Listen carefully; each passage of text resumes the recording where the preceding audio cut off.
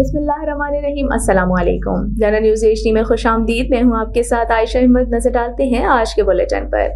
Bulletin में सबसे पहले आपको चिश्तियाँ से आगाह कर रही हैं मुहतसिब पंजाब। मेजर रिटायर्ड आजम सुलेमान खान के हुक्म पर आला सूबाई हुकाम ने पंजाब भर में 56 करोड़ 50 लाख मालियत का कुल 86 एकड़ सरकारी रकबा वागुजार करा लिया। मुहतसिब पंजाब मेजर रिटायर्ड आजम सुलेमान खान के हुक्म पर 56 करोड़ 50 लाख का कुल 86 एकड़ सरकारी रकबा वागुजार करवा लिया गया।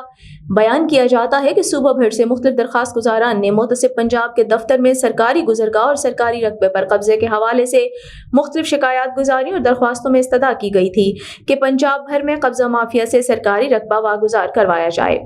इस तनाजुर में मुहतसिब पंजाब मेजर रिटायर्ड आजम सुलेमान खान ने मुतालिका सूबाई अफसरान को हिदायत जारी की थी कि वो मज़कूरा रकबा मलकियती सूबाई हुकूमत की हस्ब ज़ाब्ता वागुजारी करवाएं। इसी ज़मन में हस्बुल हुक्म कार्रवाई करते हुए कुल 86 एकड़ सरकारी रकबा वागुजार करवा लिया गया, जिसकी मार्केट वैल्यू 56 करोड़ 50 लाख से जायद है। सूबा भर से दरख्वास्त दहिंदगान ने इस बरवक्त कार्रवाई पर मुहतसिब पंजाब का बेहद शुक्रिया अदा किया।